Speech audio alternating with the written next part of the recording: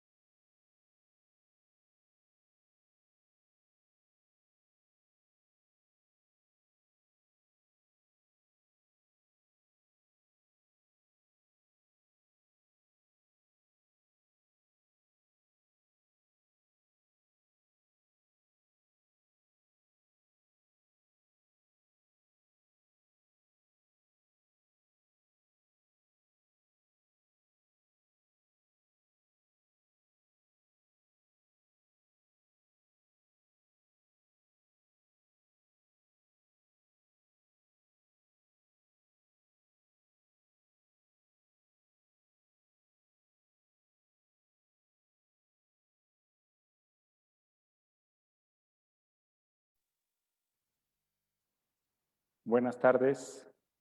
Vamos a dar comienzo. Muchas gracias por sintonizarnos.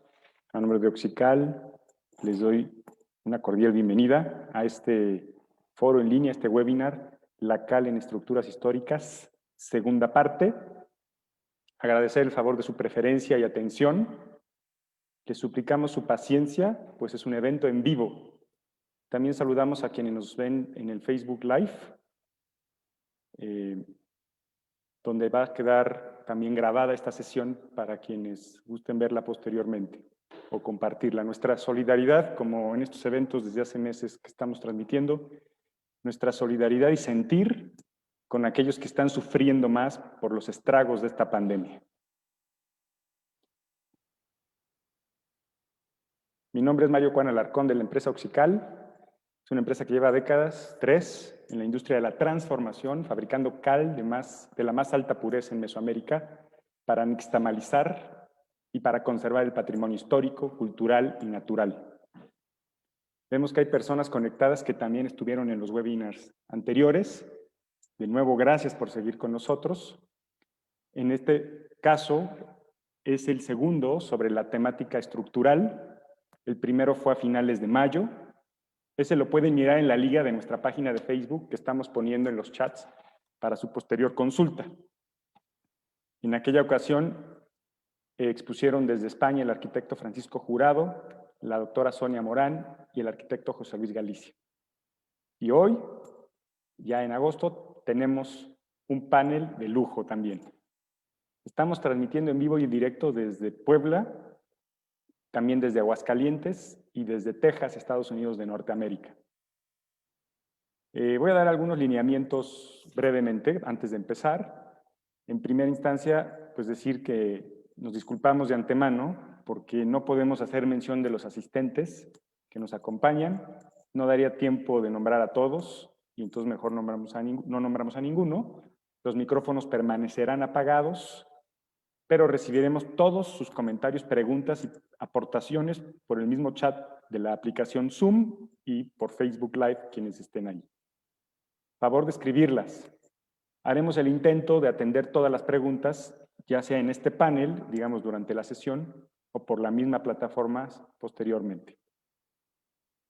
De los webinarios anteriores hemos logrado atender las preguntas e inquietudes que habían quedado pendientes. Durante esas transmisiones demoramos algunos días, pero hacemos el esfuerzo por no dejar desatendidos sus comentarios, que para nosotros son muy, muy valiosos. Notamos, obviamente, que es una audiencia amplia y diversa, multidisciplinaria, de diferentes regiones. Quiero aclarar que este no es un foro académico, tampoco es científico, por lo tanto nos disculpamos por adelantado con aquellos especialistas que nos siguen, pues partiremos desde fundamentos básicos sobre la cal, muralismo y la parte de estructuras, perdón. Tampoco es un taller, no es un curso, es un acercamiento y una aproximación a un tema que es muy necesario. El programa es un recorrido de esta tarde, esta noche, será en 3 presentaciones de 15 minutos a cargo de nuestros panelistas. Primero hablaremos sobre la cal de alta pureza en estructuras históricas, experiencias, el caso emblemático de la intervención épica en Tepozcolula, en segunda instancia, y en tercera, la cal en la investigación científica por parte del Departamento de Construcción, Estructuras de Ingeniería Civil de la Universidad Autónoma de Aguascalientes. Voy a dar una breve introducción antes de dar la palabra a nuestros panelistas. Quisiera decir que nuestra finalidad con este esfuerzo es revalorizar y revitalizar a la cal, particularmente a la cal de alta pureza. Es un compuesto milenario, pero quedó desplazado, menospreciado, subvalorado en la segunda mitad del siglo XX, con la llegada de materiales modernos y contemporáneos, que son muy buenos. Siempre hemos dicho que todo sirve para algo, nada sirve para todo. La cal es un producto que ha resistido con éxito la prueba del tiempo. Históricamente, la cal se empleó desde la antigüedad en sorprendentes construcciones internacionalmente conocidas por su solidez y resistencia a lo largo de los años. La pregunta en 2020 es si la cal de alta pureza es vigente y suficiente para intervenir edificios monumentales. Y hoy en el contexto mexicano hay muchos retos, pero en el mundo también. Las opiniones, debo aclarar antes de presentar a nuestra primera panelista, las opiniones vertidas en este webinar son de exclusiva responsabilidad de quien las emite y no representan necesariamente las de la empresa Oxical. Voy a permitirme presentar a nuestra primera panelista. Pido también disculpas a nuestros invitados porque serán semblanzas hechas de manera sucinta porque queremos privilegiar mejor el tiempo de exposición, que será de 15 minutos cada panelista, y sobre todo la parte de conversatorio, que será en la segunda parte del evento. Después de la presentación de cada uno de los panelistas vendrá un espacio donde se dará lectura a la mayor parte de las preguntas. Bueno, voy a presentar a la arquitecta María Estrella Soledad Carvajal. Es un gusto poderla presentar, para mí es un placer. Arquitecta egresada de la Benemérita Universidad Autónoma de Puebla, la UAP. Realizó su maestría en restauración en monumentos históricos en la Escuela Nacional de Restauración Manuel del Castillo Negrete, importantísima institución en México para quienes son de fuera, porque tenemos audiencias también fuera de México. Importantísima institución que merece mucho apoyo. Ha trabajado la arquitecta Estrella Soledad en intervenciones de monumentos históricos, muchas. Por tiempo, solo mencionaremos algunas, como la restauración del patio y fachada del exhospital de Juaninos en Izúcar de Matamoros, Puebla, la restauración en la Constancia Mexicana, hoy Museo de la Música de Viena, en la ciudad de Puebla, en el convento de Coutinchán, en la intervención arquitectónica del Colegio Tridentino de San Pedro para la Galería Los Tesoros de la Catedral de Puebla, el exconvento de Santo Domingo de Izúcar de Matamoros, en Puebla, la adecuación e intervención del Hotel Casona de los Sapos en el Centro Histórico de Puebla. Ha trabajado para la reconstrucción de los templos dañados por el sismo de 2017 en el municipio de Puebla, Huejotzingo, Domingo Arenas, Huehuetlán el Grande, Huatlatlauhua, Petlancingo, entre otros, destacando el exconvento de Huatlatlauhua, en el templo de Simón Tlanicontla, Domingo Arenas, y el templo de Santa María Tepejillo, en Petlancingo, que a la fecha se continúa. Ha participado en proyectos como la puesta en valor de la parroquia de San José y su conjunto histórico en la ciudad de Puebla, que fue con el Fondo Mixto CONACYT, municipio de Puebla. Ha participado en colaboración con nosotros para la elaboración del apagado de cal. Ella es parte del origen de estos esfuerzos hace ya más de 10 años. Y también es coautora del Manual de Uso de la Cal de Alta Pureza en la Conservación del Patrimonio. El tema que va a tratar ella es la cal de alta pureza en estructuras. Y bueno, pues en este momento le cedo los micrófonos y la cámara hasta por 15 minutos. Arquitecta, bienvenida y gracias. Buenas tardes, muchas gracias, ingeniero Mario. Bueno, pues aquí voy a hablarles un poquito de lo que he tenido de experiencia en Puebla, sobre todo porque es donde hemos trabajado. Y bueno, les voy a poner una presentación y bueno, para empezar el tema. Ahí.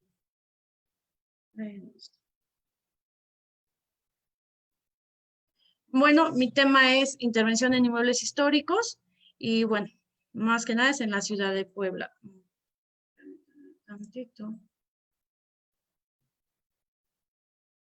Bueno, para esto lo que tomo como base son los principios teóricos de la intervención de inmuebles, es el respeto a la historicidad del inmueble, la no falsificación del mismo, respeto a la pátina, conservación en sitio y la reversibilidad. Estos principios de restauración son importantes para los restauradores y bueno, para todos los compañeros que se dedican a esto, dado que los inmuebles merecen un respeto y merecen ser conservados para ¿cómo se llama? Para nuestras siguientes generaciones. Los grados de intervención que nosotros tomamos son la preservación, conservación, restauración y mantenimiento. Y los tipos de intervención a las que con lo que ya trabajamos, bueno, es la liberación, la consolidación, la reestructuración, la reintegración, la integración y la reconstrucción. Y más que nada, enfatizo el último porque es lo que vamos a tratar para lo que es el tema del inmueble histórico y de lo que se fue el sismo del 2017 afectado aquí a Puebla.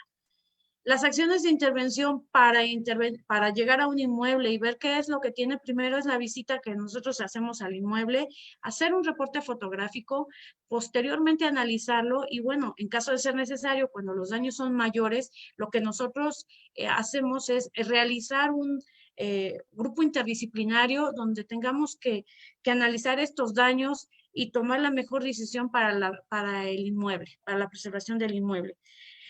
Si es posible hacer las calas en sitio, se harán. Hay veces que no es posible dado el daño o incluso los permisos que podamos tener. Una propuesta técnica para el inmueble sería la primera etapa, el aseguramiento del inmueble en caso de un sismo, como lo acabo de mencionar, y las actividades para ya directamente en el inmueble. Todo esto, bueno, pues ya lo sabemos, debe estar avalado por los centros SINA con los que tienen que intervenir en el inmueble.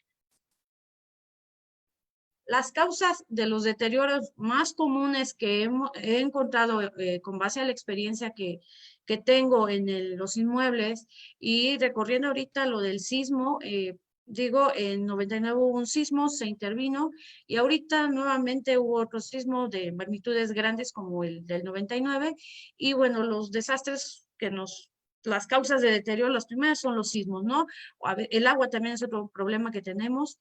La falta de mantenimiento, que también nos hemos dado cuenta cuando llegamos a un inmueble, el templo, el edificio histórico presenta daños porque de tiempo no se le dio mantenimiento, se le dejó que se cayera el aplanado, se le dejó que hubiera descalce del muro y bueno, así como eso, que crecieran la flora parásita y que, bueno, son daños que a lo largo del tiempo se han dejado en varios de los inmuebles históricos. Es como parte de una cultura de mantenimiento que nos hace falta implementar para que esto se mantenga en mejor estado. Las intervenciones con técnicas y procedimientos incompatibles con nuestros inmuebles históricos, en este caso hablo más que nada de que a veces se está usando el cemento de manera desmedida o expansivos en los inmuebles históricos y bueno, de acuerdo a las visitas que he hecho después de un sismo, nos hemos dado cuenta y a continuación les paso algunas fotografías de que los daños vuelven a estar en las mismas áreas donde se consolidaron en algún momento con morteros a base de cementos o expansivos principalmente, que bueno, como les digo, nosotros lo que tenemos que hacer es analizarlo con un estructurista, con una persona especializada en el tema, porque a veces lo que hacemos, pues esto le va a quedar y ya, así, le ponemos cemento o le ponemos cal de bulto o le ponemos lo que sea y ya queda, o pintura y ya no lo vemos. Ha habido casos de ello, ¿no? Entonces, eso es una de los daños o los deterioros que nos afectan a un inmueble. Y la fábrica de la construcción, y esto me refiero tanto la mano de obra de origen o la mano de obra de una intervención, porque a veces fallamos con el tipo de materiales, el corte de los materiales, incluso de la piedra, sobre todo en arcos, donde perdemos el sentido de la estereotomía de los materiales y esto lo que ocasiona son daños posteriores, que también a continuación se los menciono, o los materiales que muchas veces se ocuparon los de la región, si había piedra bola, si había arena de río o cosas por el estilo, y fue lo que se ocupó en su momento. Entonces, siguen pasando el tiempo y siguen los daños por usar este tipo de materiales y bueno, algunos daños son más fuertes. Bueno, yo soy muy apegada a lo que es el uso de la cal. Estoy convencida de que es de lo mejor que podemos hacer inmuebles históricos para la restauración de los mismos, dado que son materiales compatibles. Vamos, la cal no tiene 100 años de existencia, tiene más tiempo y eso nos da una cierta garantía de que los trabajos van a quedar bien, digo, porque tenemos unos inmuebles históricos de hace 400, 500 años y no nada más en México, tenemos alrededor del mundo y vemos que han sido con cales, o sea, lo que se ha ocupado son las cales. Otra, las ventajas que yo veo es la reversibilidad. Si, por ejemplo, ahorita hacemos un aplanado donde hay un faltante, lo podemos retirar en algún momento que no sea necesario o que sea, pues, al final un aplanado es es un material de sacrificio que podemos retirar. La afinidad del material, la cal, bueno, pues si los muebles están hechos con cal, pues actualmente puede funcionar perfectamente otra vez la cal. Y las ventajas estructurales, bueno, si es hidrofugante, nos permite que el agua salga, entra, y eso de que sale lo que no necesite y absorba lo que necesite nos ayuda y podemos ver cuando hay una saturación y podemos ver el daño. Cuando tenemos un mortero a base de cemento que cubre X área, lo que no vamos a ver es qué está pasando dentro del núcleo y entonces si no tenemos conocimiento del núcleo, entonces puede haber hasta colapsos. Es flexible, es resistente, es más usada que el yeso y la tierra, tiene plasticidad y trabajabilidad, entre otras cuantas cosas. Les voy a pasar algunos inmuebles históricos que se visitaron en el sismo y los daños que se ocasionaron.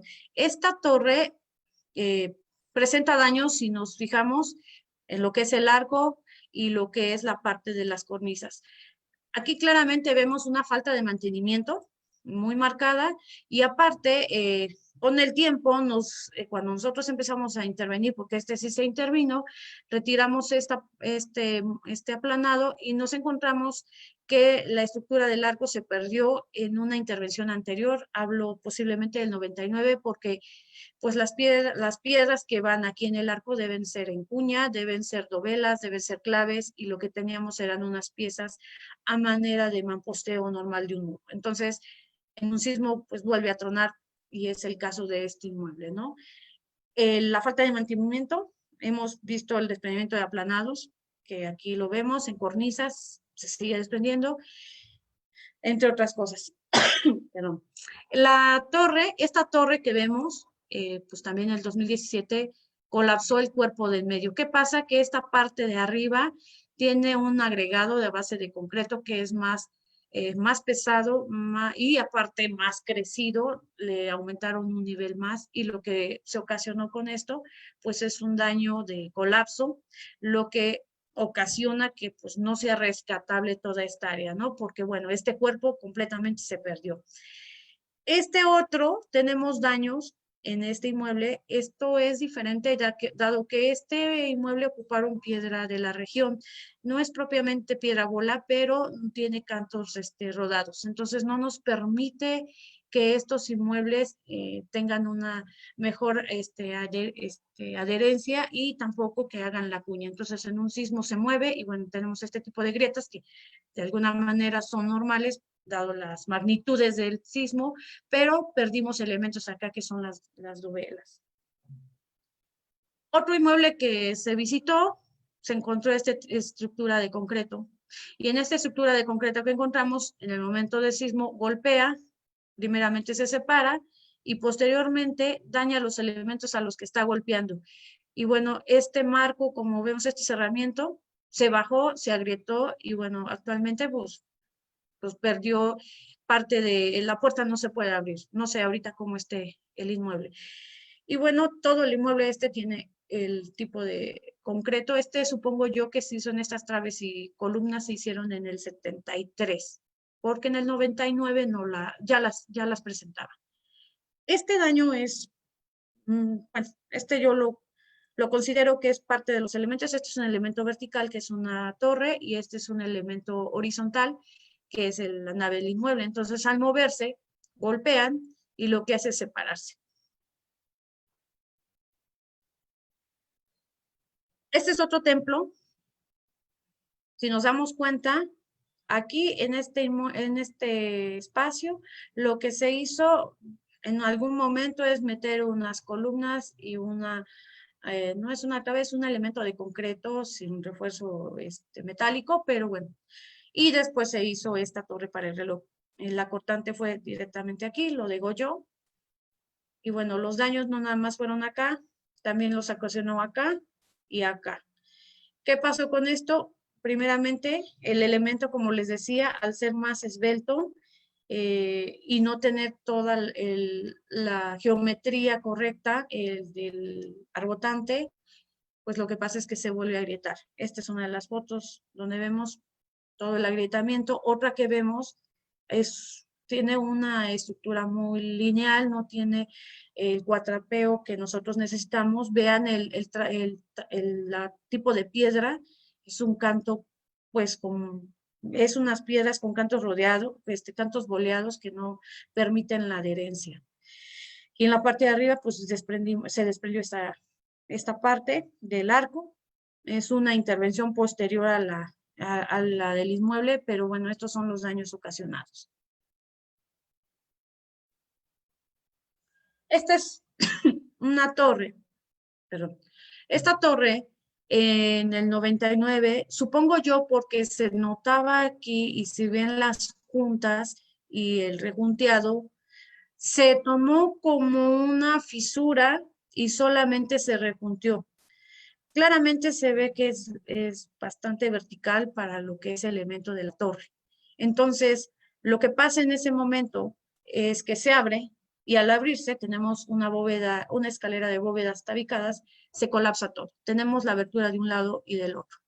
Entonces, al pasar esto, pues la bóveda, las bóvedas que eran de la escalera al llegar acá, era una bóveda tabicada y pues colapsa completamente. En el interior del inmueble, una bóveda colapsada. ¿Qué tenemos con esto? Tenemos un agregado extra de un recubrimiento de azulejo con un asentado de base de cemento, mortero base cemento. Y bueno, parte de estas causas es que tenemos un elemento de concreto más rígido que en el momento del movimiento lo que hace es que empieza a enterrarse hasta que se colapsa. Este elemento de de la cúpula es más suave, es a base de tabique, y esto es un elemento de concreto. Y bueno, las dos torres en su momento, las dos cúpulas en su momento tenían este tipo de linternillas y bueno, las dos colapsaron junto con la cúpula. Este es otro tipo de daño que es más común, es una clave, se agrieta y bueno, nada más aquí no lo veo ya tan riesgoso, sin embargo hay que revisar, hacer las calas para verificar que efectivamente pasen juntas. Si el elemento quebró, bueno, entonces ahora estamos hablando de una sustitución de elementos. Y esta es otra cubierta que también está agrietada. Las intervenciones que nosotros hacemos para estos en muros, estas son las artesas que nosotros fabricamos de cal. Para lo que ocupamos me voy más rápido porque ya el tiempo es corto. Tenemos aquí un confinamiento de terreno, mejoramiento con base de la merma de cal. Lo que hacemos, podemos hacer consolidaciones de cimentaciones. Aquí tenemos otra que estamos amarrando, una cimentación más de ahorita del sismo del 2017, un muro que está descalzado y que empezamos con la limpieza. Posteriormente, tenemos la consolidación de juntas y la integración de materiales similares a los existentes. Y en algunos casos, grapas de piedra de laja. Los morteros a base de cal y en algunos casos, pues hasta pintura a base de cal. En columnas es el mismo trabajo. Es como estaba, se consolida, se aplana y se termina. Este es otro arco, el de Cuautinchan, se encontró así, ya tiene años y se consolidó respetando la estereotomía de la piedra. Este es otro arco que se consolidó, tenía uno de armado, de concreto, se cambió y se terminó aplanando y pintando a la cal. En bóvedas lo mismo, tenemos una bóveda tabicada, hecha a base de, de solera. Esta es una bóveda vaída en otro inmueble. Esta es otra bóveda que colapsa, que tenía una intervención como de los 40 por el periódico que encontramos en algún momento. Son dos bóvedas y después lo que hicimos es retirarlas porque ya tenían peligro de colapso, de acuerdo con lo que el estructurista determinó, y empezamos a consolidar la bóveda. En cúpulas, la que les presentaba, lo que se cayó, el armado de la bóveda, el tabique, con morteros a la cal, la terminación de la bóveda. Y bueno, con las conclusiones es pues que seguimos probando que los materiales son tradicionales para el uso de los inmuebles históricos, es la mejor opción porque son compatibles. Es un material térmico que permite a los inmuebles que puedan respirar sin almacenar el exceso de humedad. Por falta de conocimiento de la aplicación del material, se ha perdido la técnica del apagado de la cal, que ese es un problema que ahora sí lo vemos. La cal viva es un material probado a lo largo de los años. Y bueno, con esto es mi presentación. Espero les haya interesado y si tienen alguna duda, pues estamos para servir. Muchas gracias. No, muchísimas gracias a ti, arquitecta. Primero que nada, nuestro agradecimiento, porque como ya dije hace un momento, pues la arquitecta Estrella ha sido elemental y cómplice en el origen de esta aventura, o sea que es un agradecimiento público para ti y un reconocimiento porque una joven arquitecta que ha estado en obra, o sea, ha sido residente, ha estado de superintendente, ha metido las manos, le ha tocado lidiar con maestros, albañiles, con oficiales, con carpinteros, herreros, con caleros. Es muy exigente la arquitecta y Ay, pues, nuestro reconocimiento público también por eso, porque es un amante del gracias. patrimonio. Ahora vamos a seguir con el programa. Como saben, para quienes se acaban de incorporar al webinar, estamos hablando de estructuras históricas, cal a cal en las estructuras históricas parte 2, porque ya tuvimos una primera sesión en mayo, y tenemos un panel de lujo. Nuestro siguiente panelista, ahorita lo voy a presentar, no sin antes saludar a nuestros amigos del Centro de los Saberes de la Cal, el Se Sabe de Cal, ahí lo pueden tuitear, Se Sabe de Cal, que es una asociación no lucrativa que busca precisamente pues, rescatar los saberes de la cal en varios sentidos, tortilla y patrimonio cultural y natural.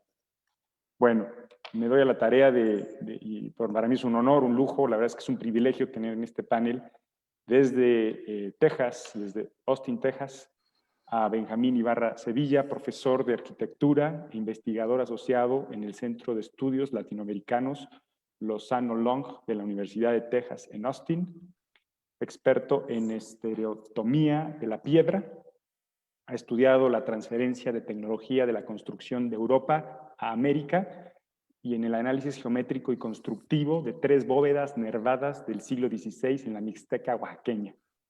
Su trabajo como académico e investigador ha sido presentado y publicado en Sudamérica, Europa y Norteamérica.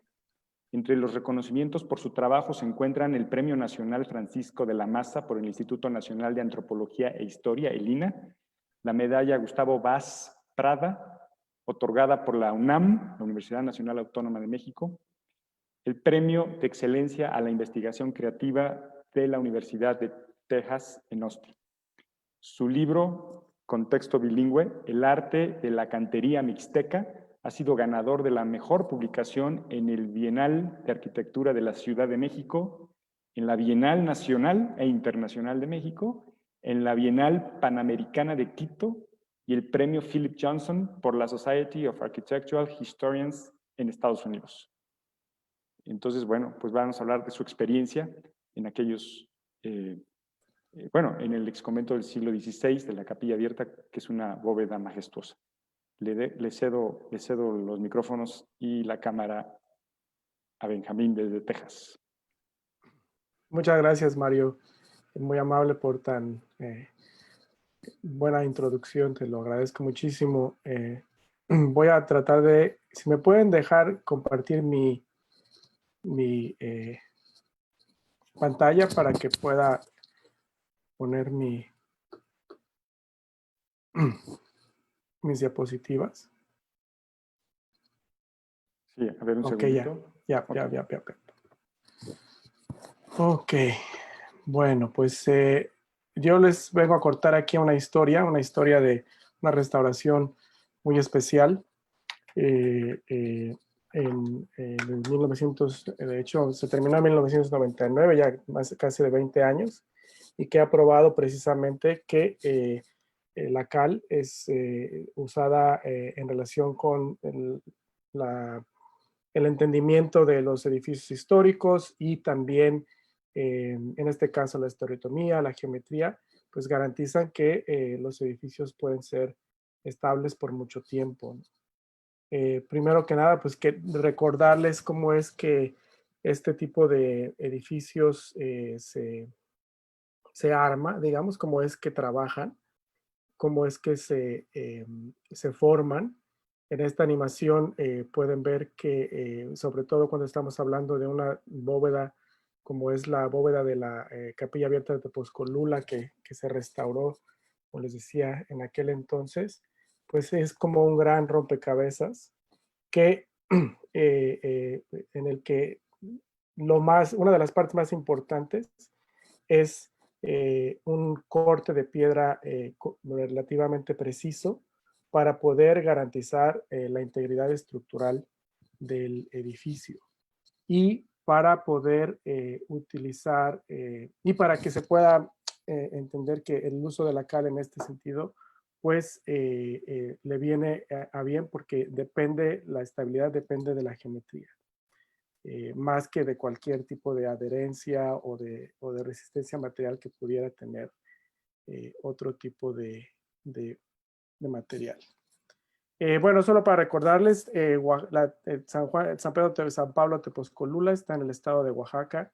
Este es el edificio, es un edificio majestuoso, uno de los más importantes a mi gusto, construidos en el siglo XVI en esta región, obviamente. Del lado izquierdo vemos la capilla abierta y del lado derecho la iglesia y el conjunto conventual. Al parecer construidos entre 1550 y alrededor de 1590.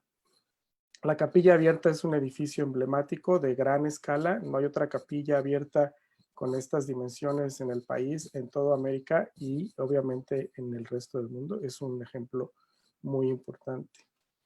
Antes de que se hiciera esta intervención,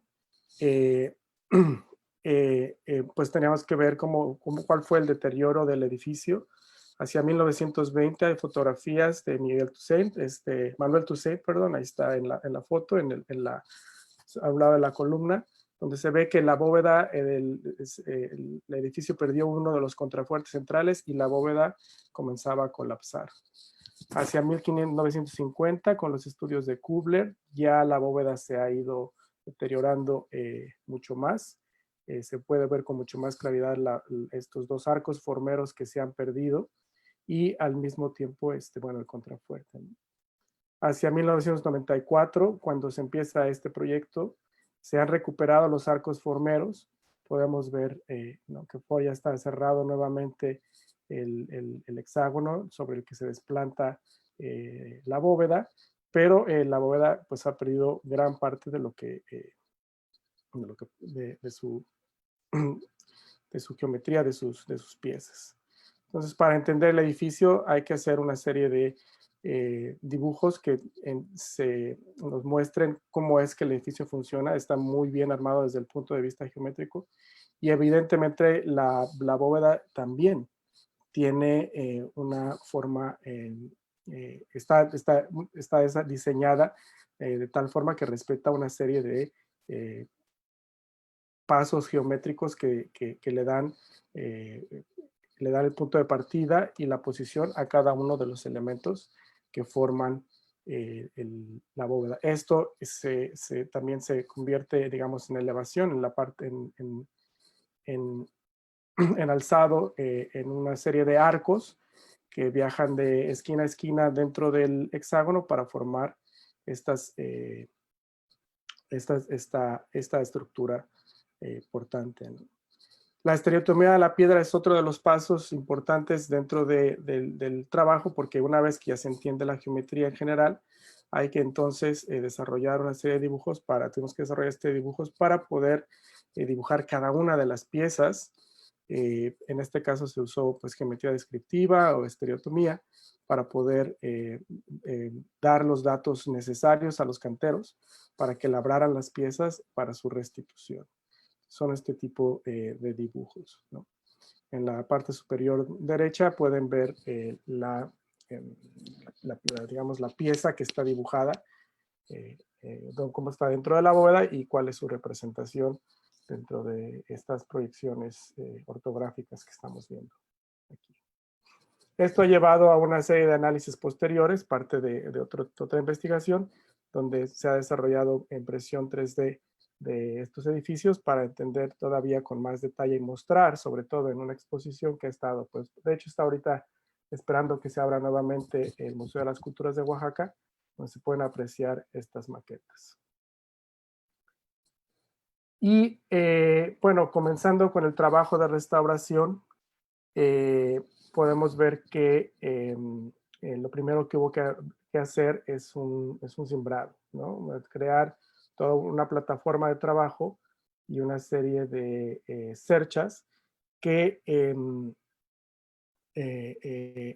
nos dieran la posibilidad de armar la bóveda nuevamente. Digamos, es prácticamente hacer un negativo de la bóveda. Entonces, bueno, aquí vemos en las fotografías desplantando desde el piso, llegando hasta el nivel de imposta, como vemos en la foto baja del lado derecho, y después una serie de andamios para soportar las cerchas que se armaron en situ, y por otro lado respetando también todos los vestigios y deformaciones que se generaron con el colapso, con el derrumbe de la bóveda y poder adaptar la geometría de las nervaduras nuevas a la geometría de las existentes para generar esta superficie dentro de las nervaduras, que es una superficie esférica, como lo pueden ver aquí con la siembra. Otra parte importante de este proceso, pues evidentemente es la obtención de la piedra. Se recuperó el banco de cantera original que estaba perdido, estaba en desuso después de que se concluyó la construcción de la capilla abierta a finales del siglo XVI, principios del XVII, no se ha usado más y se encontró el banco y se trajo la piedra, la misma piedra hasta la obra, donde posteriormente pues se tenía que tallar. Se hizo un tallado totalmente a mano, sin ningún tipo de instrumentos o maquinaria neumática. Y es un proceso bastante, pues como se imaginarán, laborioso, meticuloso, y con que es donde, como decía al principio, que es fundamental para poder garantizar la estabilidad estructural del edificio. Entonces, una serie de pasos que vemos aquí para formar las piezas que son un poco más complejas, una serie de dibujos que vienen de los dibujos que mostré hace rato para poder dar las instrucciones a los canteros y puedan labrar las piezas como debe de ser. Y bueno, la parte que yo creo que nos viene con mucho más, que nos interesa más en este contexto de la cal, que es la colocación de las piezas, ¿no? El armado de este rompecabezas tridimensional, pero ya no con esta animación tan, ¿no?, tan ligerita que mostré al principio, sino ahora con piezas que pues son de 2 toneladas, 1 tonelada, ¿no?, 700 kilogramos, etc. Entonces, las piezas se colocaron prácticamente una hacia la otra. Podemos ver cómo se hizo un pequeño labrado sobre la junta para poder vertir ahí la cal dentro de entre junta y junta. Aquí ven la parte de la nervadura que está, digamos, que penetra dentro del edificio, y la parte dentro de la estructura, y la parte que está expuesta. Entonces, es ir poniendo cada una de las piezas. Uno de los elementos que a lo mejor vamos a notar por aquí en alguna de estas fotografías es que la pieza se acuñaba ligeramente para dejar un poco de espacio, como alrededor de 1 centímetro o 1,5 centímetros, y todo el perímetro de la pieza se retacaba con papel mojado para que a la hora de verter la cal dentro de entre las juntas, pues obviamente la cal no se escapara, porque tenía que ser relativamente líquido, ¿no? No podía ser muy viscosa, porque entonces no iba a llenar los huecos que hay entre las juntas de las piezas. Una vez que se terminaba el fraguado, pues se removía el papel y a lo mejor, como pueden alcanzar a ver aquí, se rejunteaba nuevamente con una cal simplemente para que la junta quedara al nivel de la superficie de la piedra que se está trabajando. Y bueno, entonces aquí ya se empieza a ver, ¿no? Entonces, bueno, estas son otras imágenes que muestran cómo primeramente se tiene que armar la estructura con las nervaduras. Esto es lo que da la geometría y el soporte al resto de la bóveda. Y finalmente, pues una serie de los plementos, ¿no? La plementería, que son piezas relativamente más irregulares, son unas dovelas. Tuvimos el cuidado de que cuando la bóveda se ve desde abajo, se vean círculos concéntricos, es decir, que son tajadas horizontales sobre la superficie esférica dentro de la bóveda. Entonces, bueno, aquí se ve cuál es la configuración de la plementería. Aquí aquí vemos el papel, como les decía, que se empezó a usar para poder simplemente sellar las juntas, y simplemente el espacio que ustedes ven entre piedra y piedra, pues se rellenó con cal. Se rellenó con cal y arena para simplemente apoyar las piezas unas con otras. Vale la pena mencionar aquí que pues obviamente no se utilizó absolutamente nada de ningún material cementoso, de cemento, o tampoco se usó ningún elemento de refuerzo, alguna varilla, algún tipo de cosa de este tipo, jamás se utilizó. Entonces, bueno, una vez que ya se va rellenando con la cal, ¿no? Se va formando una superficie para tener una superficie relativamente homogénea, ¿no? En la construcción de la bóveda. Aquí estamos viendo esta formación, y finalmente al final ponerle pues una capa de ladrillo que a su vez sobre un aplanado, para que generar la superficie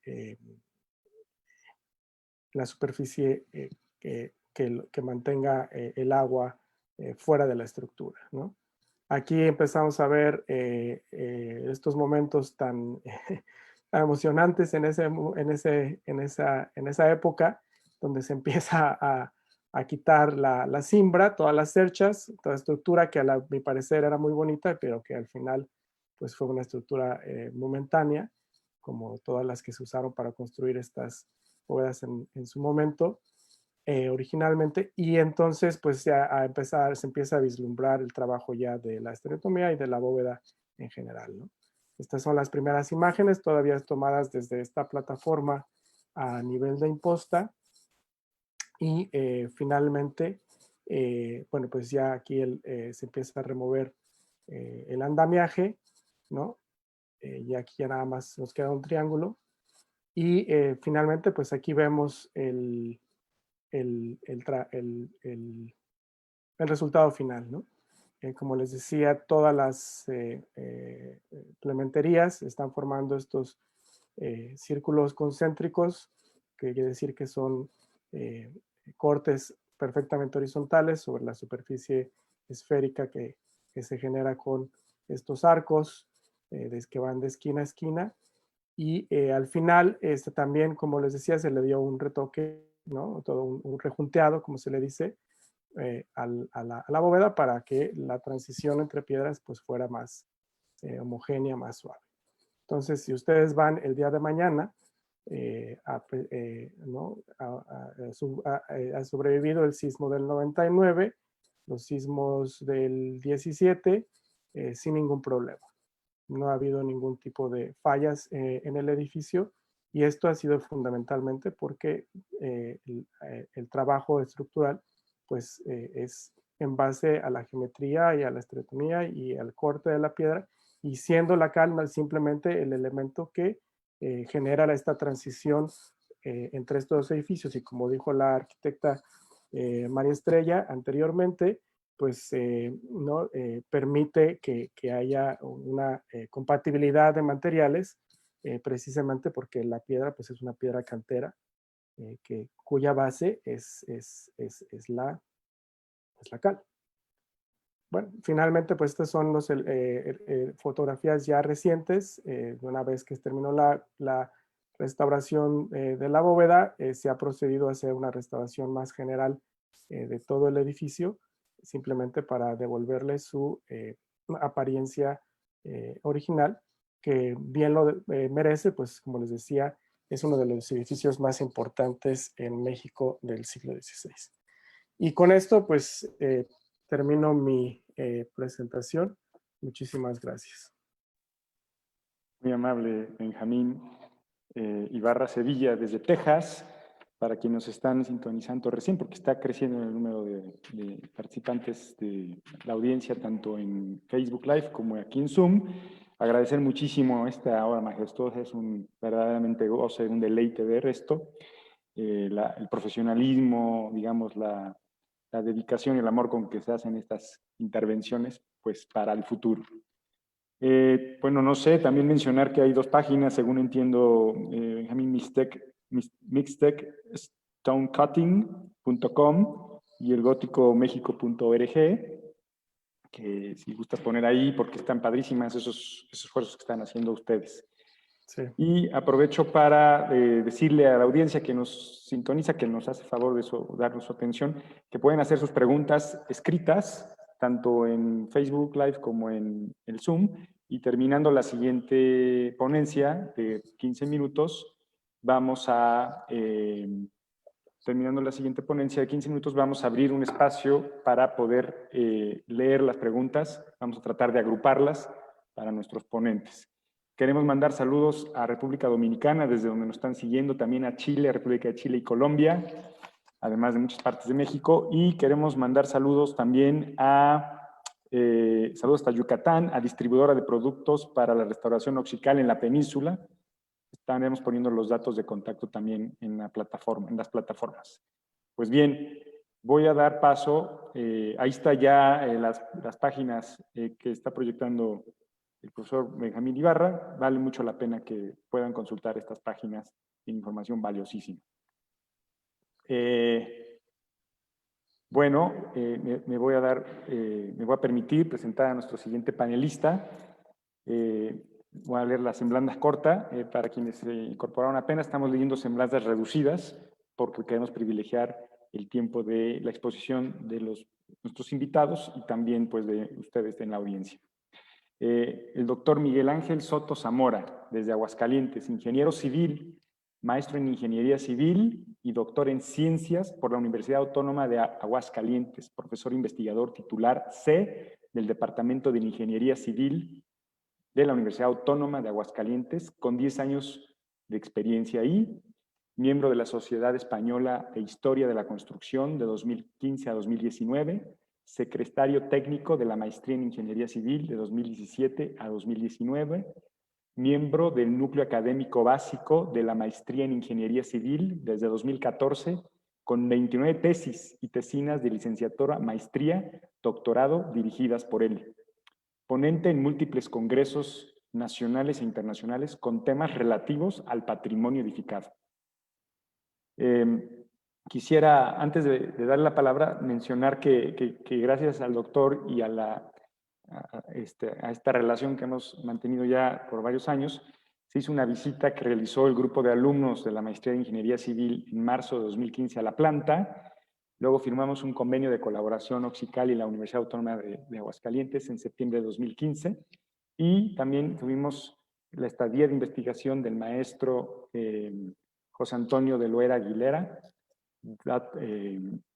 quien también proporciona algunos datos de lo que hoy se va a presentar. Él estuvo haciendo sus estadías de investigación con nosotros aquí en la planta. Muy bien. Y bueno, pues ellos van a presentar ahorita una serie de investigaciones absolutamente académicas y científicas absolutamente independientes. Entonces, le cedo la palabra al doctor Soto. Muchas gracias.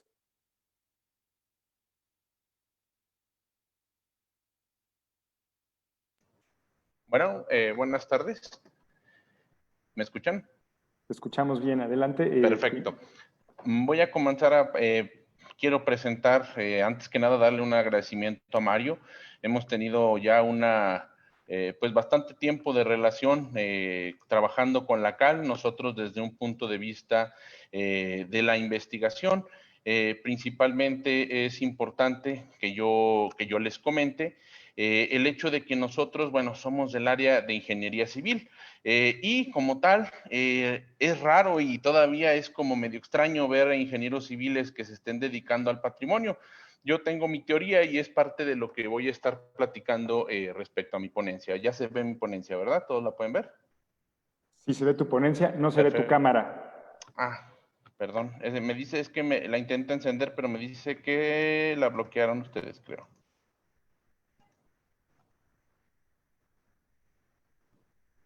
Ahorita lo resolvemos. Sí. Sí, me dice, no puede iniciar su video porque el hospedador lo detuvo. Ok. Bueno, voy a comenzar a platicar un poquito sobre... perfecto. Voy a comenzar a platicar un poquito sobre cómo entramos en este mundo de la cal, por qué hemos estado haciendo investigación al respecto y de qué hemos hecho investigación en particular. Bueno, antes que nada, creo que es primordial hacer algunas precisiones. Para empezar, cuando hablamos de estructuras, nos llegan a la mente todas estas grandes estructuras que no utilizaban la cal. Finalmente, estructuras como esta, el acueducto de Segovia, pues son estructuras que se construyeron a base de sillares en seco, ¿no? Se utilizaron diferentes técnicas, pero se mantenían sin ninguna unión. No son los únicos casos en Europa. Aquí en Mesoamérica tenemos esta mampostería inca, ¿no? Que podemos ver la calidad y la precisión con la que se generaba esta mampostería, que pues básicamente no cabía nada más en la junta. Sin embargo, el uso de la cal surge como una necesidad de acortar tiempos. Y cuando digo acortar tiempos, me refiero precisamente a eso. Tenían que construir de una manera más rápida, sin invertir tanto tiempo en el labrado de sillares con unas dimensiones o unas características tan precisas. Podemos ver, por ejemplo, en esta imagen, como un templo románico, esta es una iglesia románica en Segovia, las primeras partes inician con unos sillares muy bien definidos y conforme la estructura va avanzando, pues van utilizando cada vez juntas más gruesas, ¿no? ¿Por qué? Porque muchas veces, como en todos los proyectos hasta la actualidad, el presupuesto y el tiempo se los van comiendo y necesitan darle mayor velocidad a este tipo de construcciones. Entonces, también los incas utilizaron este tipo de mampostería, no toda la mampostería inca, como podemos ver en esta imagen de la derecha, no toda es tan perfecta y tan precisa como la que estuvimos viendo. Entonces surge esta necesidad de utilizar algún elemento que nos permita unificar precisamente esas piezas de mampostería y generar una estructura sólida. De ahí viene también otra cuestión importante, el hecho de que tanto la mampostería en seco como la mampostería unida con cal, pues presenta fallas en algunas cuestiones. Desafortunadamente, y esto es algo que lo digo con todas sus letras, los ingenieros durante mucho tiempo, al parecer, nos tocó hacerle el feo a la mampostería porque, pues me confieso, no la entendemos la mampostería. No es tan fácil para nosotros diseñar con mampostería como lo es diseñar con concreto, con acero, sobre todo porque pues ya tenemos para estos diseños normativas, reglamentos y un montón de conocimientos, un cúmulo de conocimientos que nos permite trabajar sobre esto. Yo he estado muy involucrado en los rediseños de planes de estudio de licenciatura, de maestría, y en realidad no hay casi ninguna licenciatura en ingeniería civil en México que incluya dentro de los planes de estudio de sus materias normales, digo, quizá hay alguna que incluya optativas, pero de manera general nadie nos enseña a los ingenieros a trabajar con estructuras históricas. Esto es algo interesante porque está como en cierto sentido reservado. Los créditos cada vez nos piden que sean menos en estas instituciones y bueno, vamos teniendo que acortar los programas y los planes de estudio. Esto nos ha llevado a que los ingenieros como que durante mucho tiempo no nos metamos en cuestiones de restauración. Ha sido, digamos, relativamente nuevo. Hay grandes impulsores como ingenieros que se encargaron de lo que fue la reestructuración y la renivelación de la catedral. He trabajado por ahí de cerca con Meli Piraya y con algunos de ellos he estado en varias de sus ponencias y bueno, les tocó romper ciertos paradigmas que había sobre la ingeniería en este contexto de las estructuras históricas. Una cuestión importante es que también la cal, pues no solo la estudiamos desde el punto de vista estructural, también tenemos que entender que la cal va a tener muchos y diversos usos. Entre ellos, pues podemos ver todo lo que son revoques, aplanados e incluso toda esta decoración, todos estos esgrafiados tan clásicos de las calles de Segovia, que también se hacen todavía con morteros de cal. Las técnicas, pues no se han perdido todavía, pero esto se debe básicamente a que se han mantenido en la tradición, sobre todo de las personas que se dedican a construir, y creo que ese es un problema fundamental que tenemos en México. También algunas otras cuestiones importantes, ahorita que estamos a mitad de una pandemia, hay muchos artículos bastante interesantes sobre cómo muchas ciudades en España y en varias partes de Europa están acostumbradas de manera regular a blanquear sus ciudades en primavera. Se consideraba un elemento que ayudaba precisamente a acabar con estas epidemias que azotaron.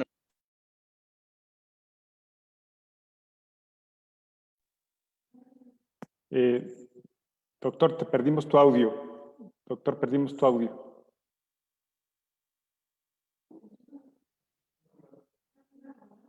¿Cómo? Doctor, ¿nos escuchas? Miguel Ángel Soto, perdimos tu audio.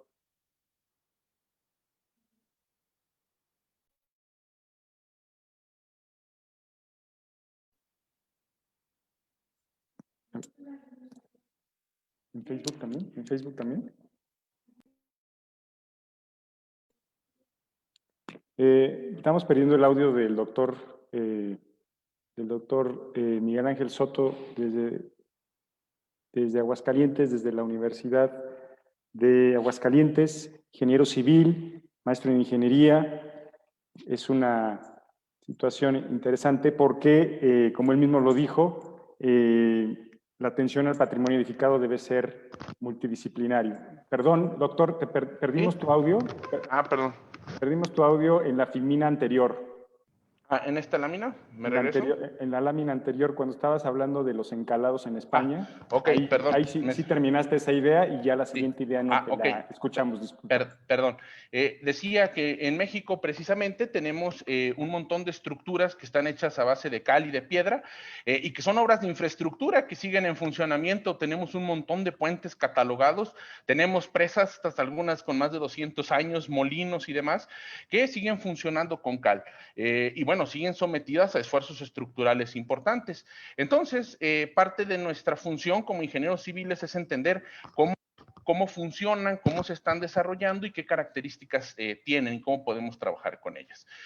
Aquí en Aguascalientes, por ejemplo, tenemos todavía estos antiguos hornos. Estos hornos fueron uno de los principales productores de cal para el Bajío mexicano durante la época colonial, todavía existen. Podemos ver ahí el banco de material de donde estábamos extrayendo. Fuimos invitados precisamente porque se quieren restaurar y se quieren poner en funcionamiento parte de estos hornos para declarar a este pueblo o buscar la declaratoria de pueblo mágico, ¿no? Esto es en Tepezalá, Aguascalientes.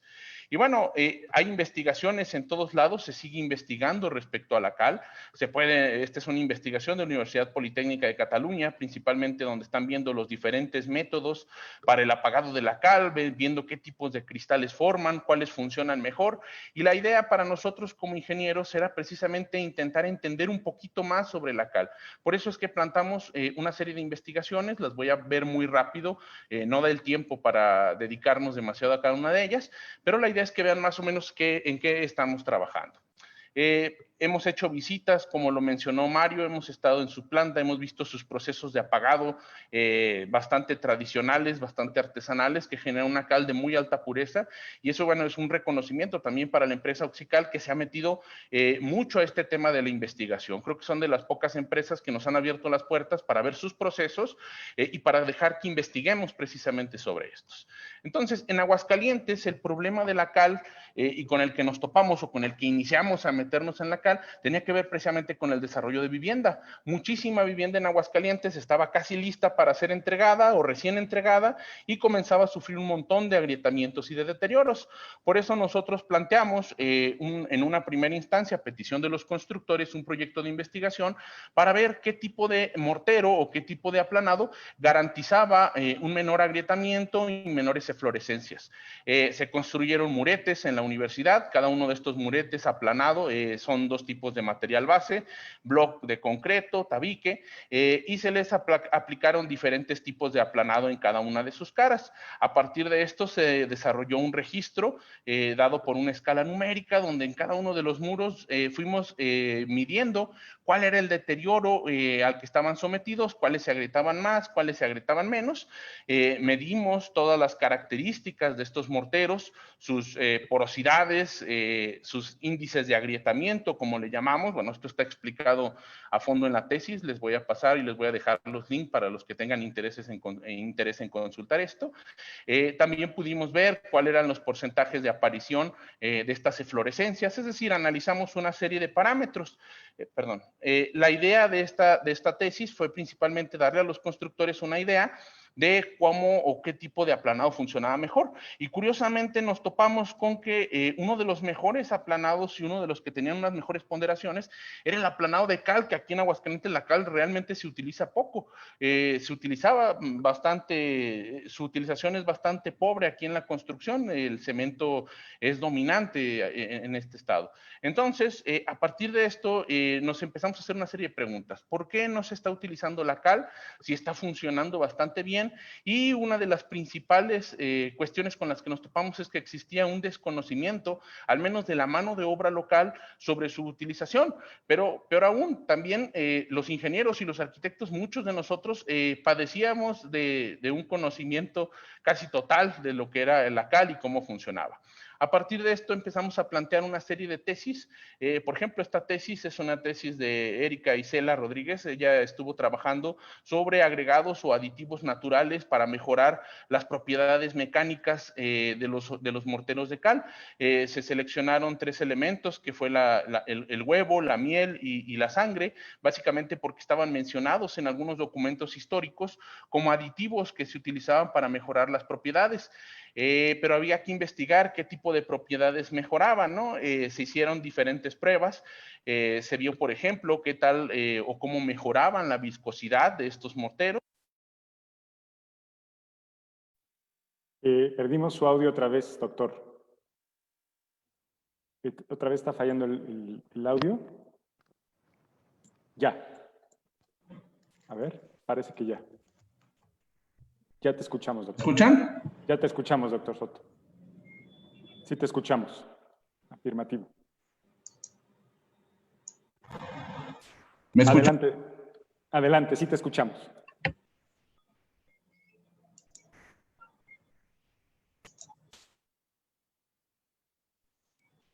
Sí te escuchamos. Bueno, ¿me escuchan? No sé si me están escuchando. Sí. Perfecto, ok. Entonces, perdón. Cuando estuvimos trabajando con estos, nos dimos cuenta que pues realmente sí funcionaban, mejoraban de manera sustancial la resistencia a la compresión, mejoraban la resistencia a la flexión en muchos casos, en algunos no, es decir, cada uno tenía una aplicación específica. Todo esto está publicado también en una tesis. Y bueno, es bastante interesante, sobre todo porque, bueno, están descritos en la bibliografía, pero no se sabía por qué producían esas reacciones. Se hicieron diferentes análisis, por ejemplo, estas pruebas de carbonatación, donde se midió cuál era la velocidad con la que se carbonataban dependiendo de los aditivos, también con resultados bastante interesantes. No los detallo mucho porque perdería mucho tiempo. Otro de los elementos que analizamos o que hemos analizado en investigación es la utilización de esta cal o de la pintura de cal para todo lo que son diferentes tipos de materiales en la construcción. Nosotros orientamos esta aplicación sobre todo a vivienda de interés social, pero también tiene una aplicación bastante clara a todo lo que tiene que ver con patrimonio edificado. Uno de estos elementos, bueno, pues creamos una serie de probetas. A partir de estas probetas se crearon 3 recetas distintas de pintura.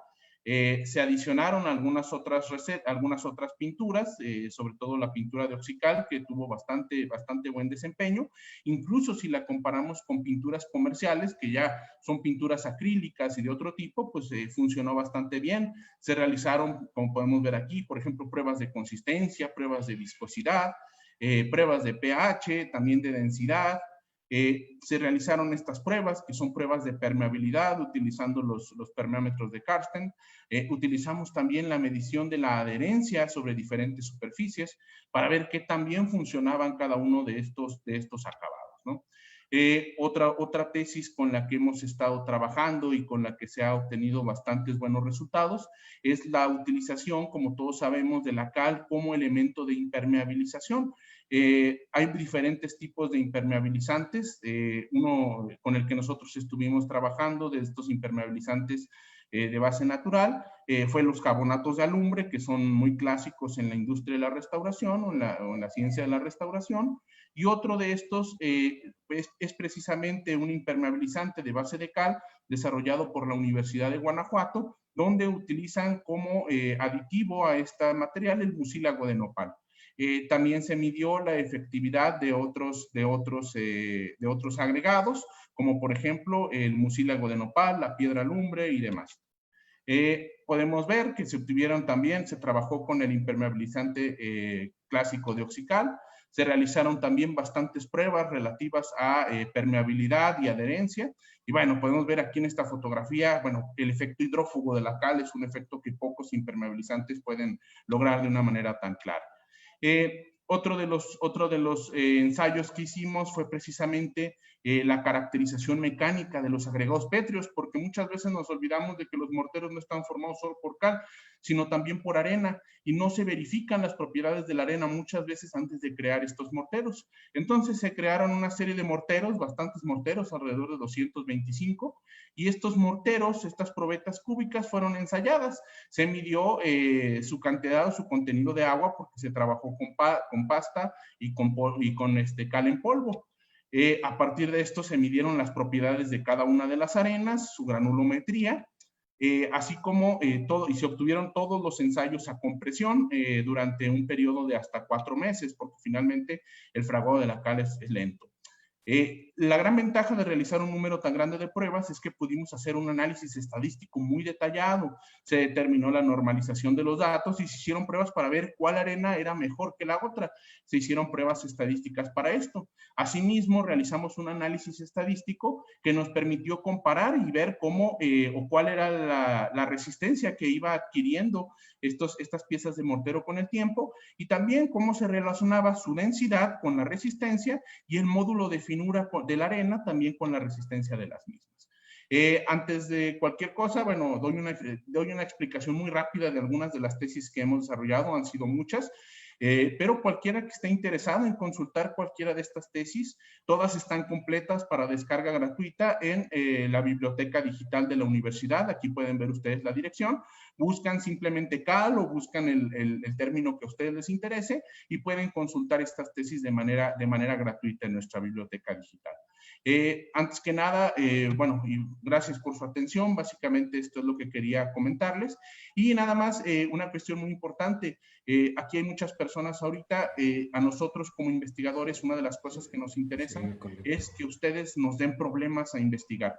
Creo que todos ustedes dominan estos campos, tienen problemas muy específicos y nosotros contamos con las herramientas, tanto técnicas como humanas, para llevar a cabo esos proyectos de investigación. Podemos asignar alumnos a estos proyectos de investigación y a su vez, si alguno de ustedes está interesado en alguno de nuestros posgrados, pues estamos abiertos a recibirlo. Nuestro posgrado recibe alumnos de ingeniería, de arquitectura y de cualquier área relacionada. Entonces, de mi parte es todo y muchas gracias. No, hombre, gracias a ti, doctor. La verdad es un privilegio tenerte en esta mesa.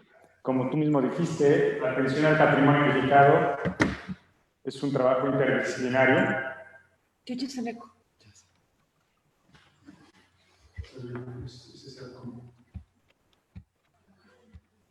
¿Se oye un poco de eco? Ya.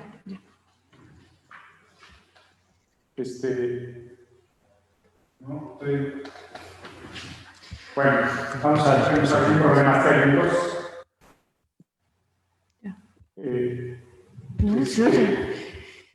Bueno, lo que quiero decir con esto es que la atención al patrimonio edificado es un trabajo interdisciplinario, es un trabajo que en muchas ocasiones en las mesas de discusión y las mesas de decisiones hay un asiento vacío para los ingenieros civiles y por eso es tan importante que en esta ocasión nos acompañe el doctor Miguel Ángel. Destaca el compromiso por el patrimonio de parte del Departamento de Ingeniería Civil de la Universidad Autónoma de Aguascalientes, también es algo que hay que destacar. Y bueno, la necesidad de más estudios así de profundos es una ironía porque la cal es un material milenario y sin embargo hay mucho menos investigación, mucho menos literatura acerca de la cal que de otros materiales contemporáneos, por eso digo que es una ironía. Y bueno, vamos a pasar a las preguntas. Estamos muy agradecidos por la atención, tenemos una audiencia amplia y muchas preguntas. Les voy a pedir a nuestros panelistas que si gustan encender sus cámaras, incorporarse. Disculpes por esto es un evento en vivo y hemos tenido algunas cuestiones técnicas, pero bueno, es parte de tener un evento en vivo. A ver, de las preguntas que están llegando tanto en Facebook como en Zoom y algunas que llegaron, Para la arquitecta Estrella, si la cal funciona en estructuras históricas, ¿por qué se observa presencia de cemento Portland, concreto y acero en tantos edificios catalogados? Voy a leerlas de corrido, disculpen las preguntas, y ya cada quien va anotando, y luego hacemos una segunda ronda si da tiempo. Entonces voy a leer algunas y luego hacemos una segunda ronda. También una pregunta es, ¿cuál criterio sería más importante? Si el de seguridad o el de la ortodoxia que conserva el original. Sí, es otra pregunta. ¿Cuál es el estado de los oficios y profesión de cantería? Preguntan para el maestro Benjamín, el profesor Benjamín. Para el doctor Soto, ¿cómo fue el origen del interés por parte de la Facultad de Ingeniería Civil de la Universidad, bueno, se refiere a la Universidad Autónoma de Aguascalientes, en temas de conservación del patrimonio histórico? Bueno, si quieren, dejamos esas primeras preguntas planteadas y empezamos en el mismo orden. Primero la arquitecta Estrella, después desde Texas el profesor Benjamín y luego el doctor Soto. Ok, con respecto a la primera pregunta de la estructura histórica, que existen intervenciones con concretos o con morteros a bases de cemento, es muy común, pero estamos conscientes de que hemos trabajado durante muchos años, y lo digo desde, bueno, yo empecé en 99, pero desde antes he trabajado a prueba y error, y lo que en el 99 como moda se ocupó fueron los expansivos. Y también en el 73 fueron amarres de concreto, estructuras de concreto adosadas, como las que mostré. ¿Por qué se siguen haciendo? Porque muchas veces es poco conocimiento o poca observación de los inmuebles históricos. Es un tema muy complejo de hablarlo, pero sí, yo creo que es lo que yo les planteo,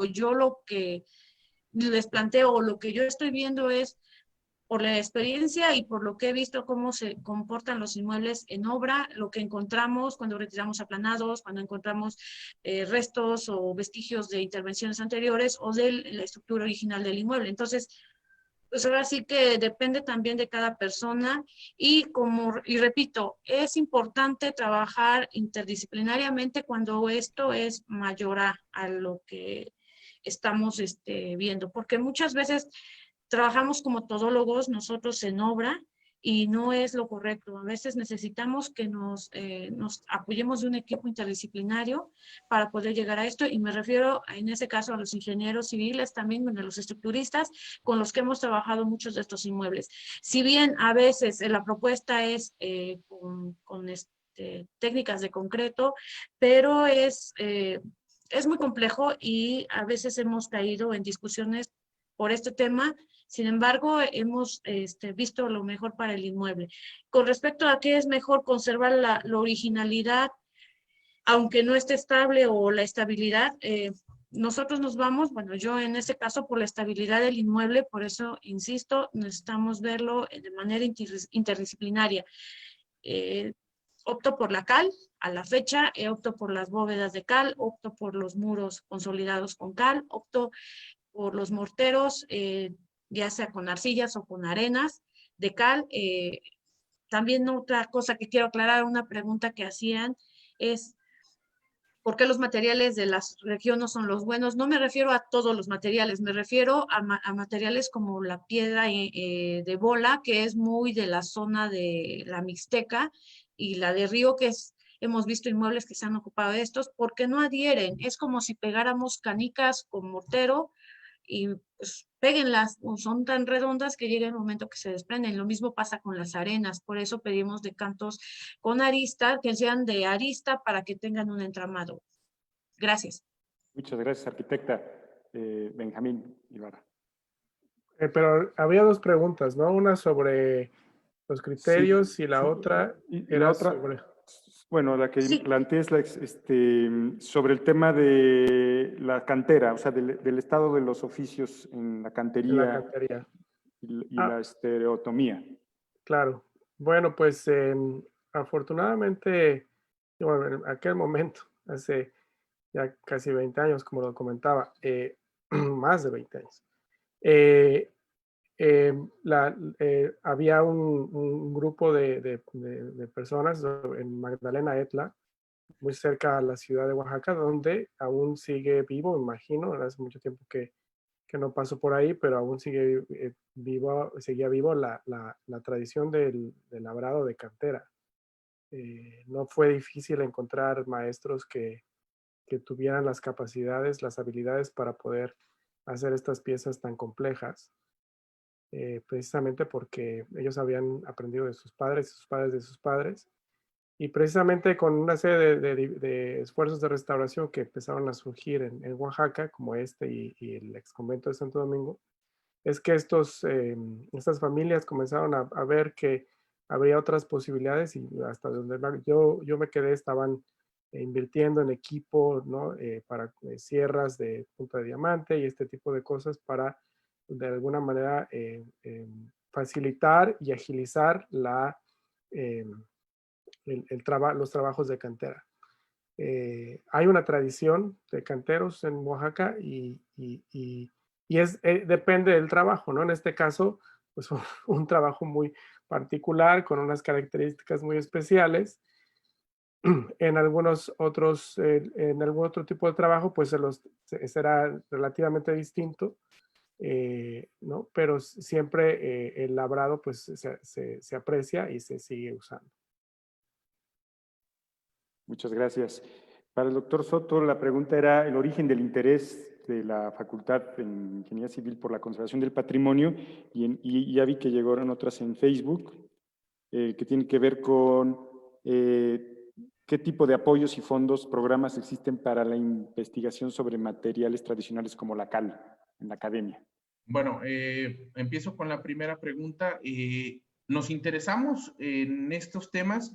Yo pienso que porque nadie más estaba trabajando en ellos. Esa es una cuestión muy, muy curiosa. Aquí en la Universidad Autónoma de Aguascalientes, la carrera de arquitectura está extremadamente orientada al diseño. No está muy orientada y no tiene una orientación fuerte hacia la construcción. Entonces, no había especialistas en esta área, hay pocos.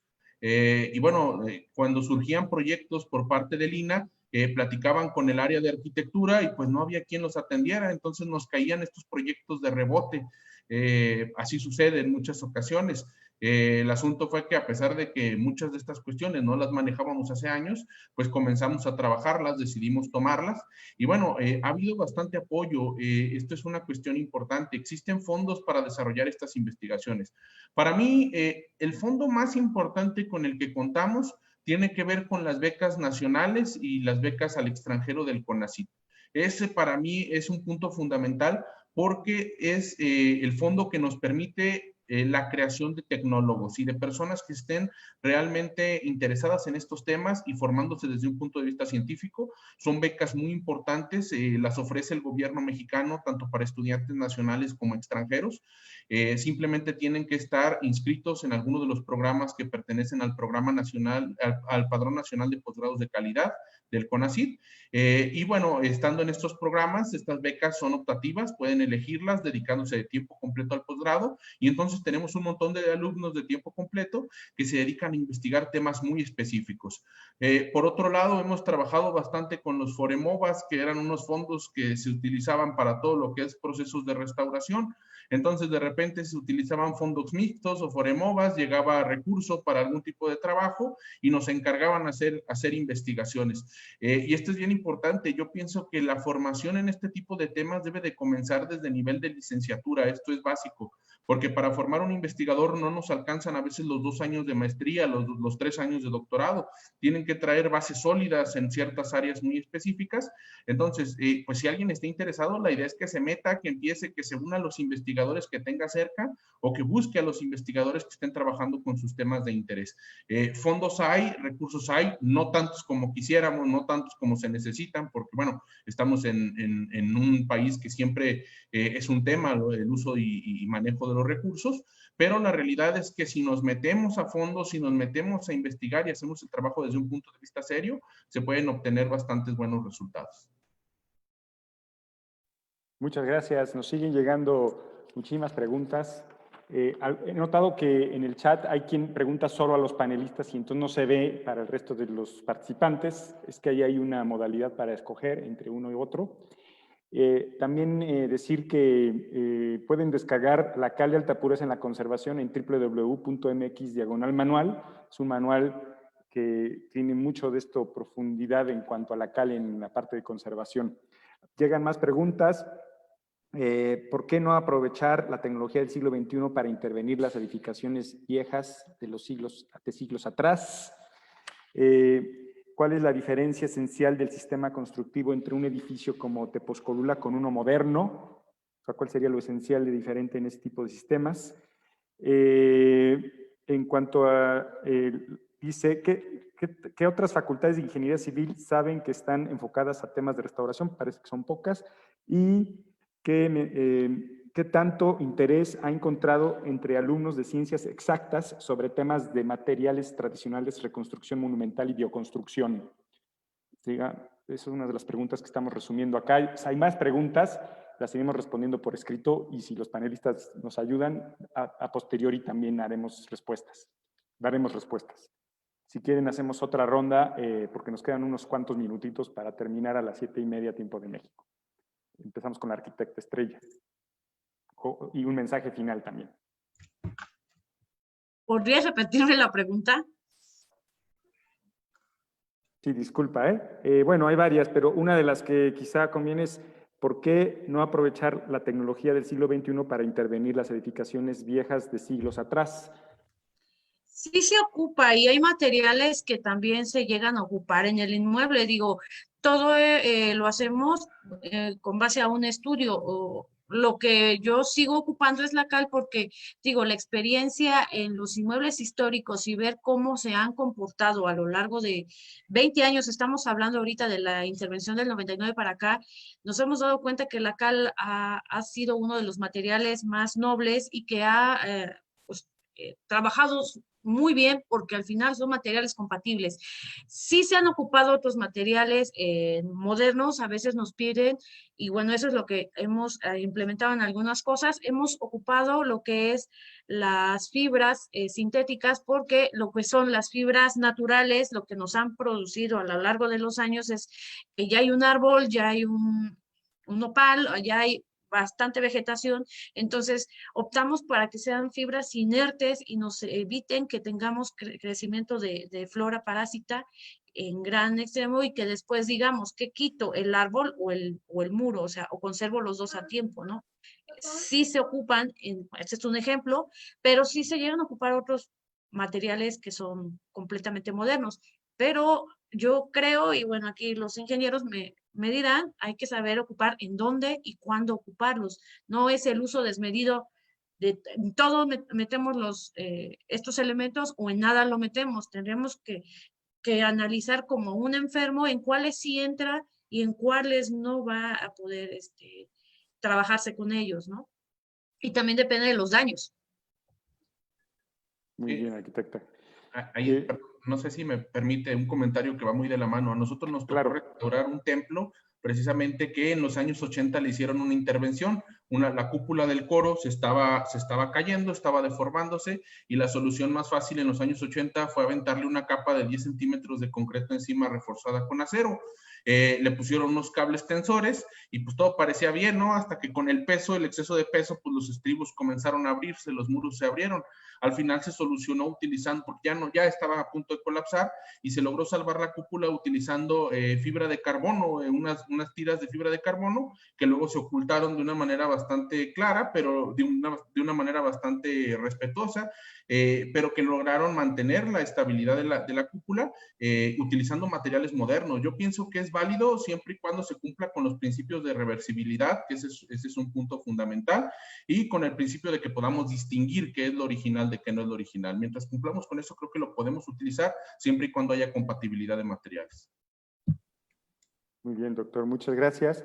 Pues ya tenemos que ir cerrando. Les voy a pedir un mensaje final. Hay más preguntas. También hay una sobre las nervaduras en Tepozcolula para el profesor Benjamín. Entonces, le doy la palabra al profesor Benjamín para un mensaje final y pues, vamos escuchando. Entonces ya no hablo sobre esta pregunta, sobre la Sí, diferencia. adelante, sí. Si quieres bueno, responder las muy preguntas sencillo. y ya Yo creo terminar que, con un cierre. imagino que la pregunta va dirigida a un edificio moderno, imagino que un edificio contemporáneo, ¿cómo construimos ahora?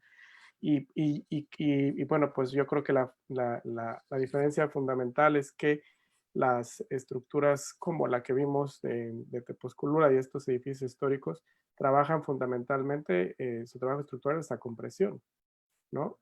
Alguna vez algún estudiante mío en alguno de los seminarios decía, es que son estructuras que danzan con la gravedad, ¿no? Que bailan con la gravedad. Y es precisamente el principio fundamental, que es la gravedad misma la que ayuda, la que de alguna manera genera la lógica y la forma en la que se construyen estos edificios. Nuestros edificios contemporáneos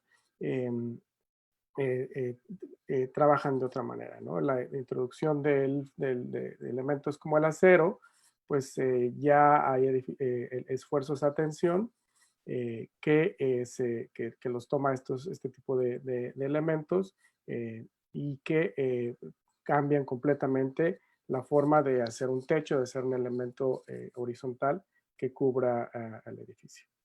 Entonces, bueno, yo creo que esa es la gran diferencia, ¿no? Si hiciéramos edificios que actualmente que funcionan únicamente a compresión, se parecerían mucho pues, a lo que estamos viendo en este webinar. Y pues nada, agradecer, Mario, por la oportunidad. Me parece muy importante el trabajo que ustedes están haciendo y creo que es fundamental pues, que se entiendan las diferencias, las habilidades, las capacidades de materiales como la cal para la restauración del patrimonio, la conservación del patrimonio en México. Creo que es muy importante, sobre todo pues, en estas épocas donde vemos que, hay mucha necesidad por este tipo de conocimientos. Entonces yo te agradezco mucho pues, la invitación y la posibilidad de poder participar. Es un privilegio para mí. No, hombre, gracias, Benjamín, y el esfuerzo, y desde Texas, es un placer, es un honor. Doctor Soto, había una pregunta ahí sobre el interés que ha encontrado entre alumnos de ciencias exactas y algún mensaje también conclusivo. Sí, bueno, yo he encontrado bastante paridad. Como digo, son pocas las universidades que trabajan esto, pero las que trabajan lo hacen muy en serio. En particular la UNAM, tenemos ahí contacto con el doctor Marco Sánchez, que ha estado haciendo bastante trabajo sobre los sismos y las edificaciones históricas, sistemas de refuerzo y demás. Y muchos de nuestros alumnos les ha interesado estos temas porque al final resulta una estructura mucho más compleja cuando trabajamos con edificios históricos que una estructura convencional. Entonces, para temas de tesis pueden ser temas muy atractivos para los estudiantes, aunque sean de áreas de ingeniería o de ciencias exactas, porque la modelación es una modelación extremadamente compleja que depende de muchos factores que un edificio moderno normalmente no tiene. Y bueno, yo nada más como mensaje final, igual sobre unas preguntas que hacían, preguntaban que qué premiamos, si la estabilidad o la originalidad. Y yo, bueno, platicando con algunos alumnos, lo decía alguna vez, que ya cuando las piedras están en el suelo, ya no se distingue lo original de lo que no lo es. Entonces, al final, tenemos que lograr mantener este patrimonio, que no se nos caiga encima, que no mate gente, que sea seguro, y después vemos que se conserve lo mejor posible dentro de sus características originales. Pero sí es determinante que no dejemos que se caigan, porque es nuestra responsabilidad. Nos tocó vivir este momento y tenemos que aprovecharlo. Tenemos a nuestra mano muchos recursos para hacerlo, y no hacerlo sería una negligencia terrible. Muchas gracias. No, hombre, gracias, doctor. Qué amable por participar. De nuevo, es un gusto haber colaborado y bueno, esperemos que continúe la colaboración con la Facultad de Ingeniería Civil de la Universidad Autónoma de Aguascalientes. También saludos para el maestro Antonio. Y ciertamente, pues la CAL nos permite cumplir los criterios de seguridad, de durabilidad y de compatibilidad. Pues desafortunadamente el tiempo nos limita, como dijimos desde el principio es nuestro enemigo, debemos concluir por respeto, tuvimos que ser estrictos con los tiempos. Me disculpo porque no pudimos hacer mención de los asistentes ni de todas las preguntas, pero hemos recibido todos sus comentarios y preguntas, aportaciones. Buscaremos atender las preguntas posteriormente, lo más pronto posible. Esto, como dijimos desde el inicio, no fue un foro científico ni académico, tampoco es un taller ni un curso, sino una reunión de aproximación a estas temáticas, la segunda en esta serie que hemos hecho, hemos partido desde fundamentos básicos en beneficio pues, de la gran audiencia, del gran público. Nuestro agradecimiento y reconocimiento a la producción a cargo de Óscar Daniel Ceballos y su equipo, Anilú y todo el equipo de Oxical que hizo posible este evento. Para más informes, favor de visitar nuestra página www.oxical.mx. En unos instantes podrán ver esta sesión en Facebook, va a estar grabada en nuestra página de Facebook, ahí va a quedar para quien no la pudo ver completa o si la quieren compartir. Estén atentos si gustan para los próximos eventos, vamos a continuar con estos ejercicios. Y bueno, a nombre de Oxical, les deseamos primero mucha salud. Ojalá sigamos trabajando en favor de las generaciones futuras, preservando el legado que hemos recibido. Esto es solidaridad intergeneracional, porque estamos trabajando para los que vienen. Y como don Manuel nos decía, si nos olvidamos del bien común, lo único que queda es el bien particular. Enhorabuena, gracias de nuevo por su asistencia. Hasta la próxima. Buenas noches, desde Puebla. Buenas noches, hasta luego.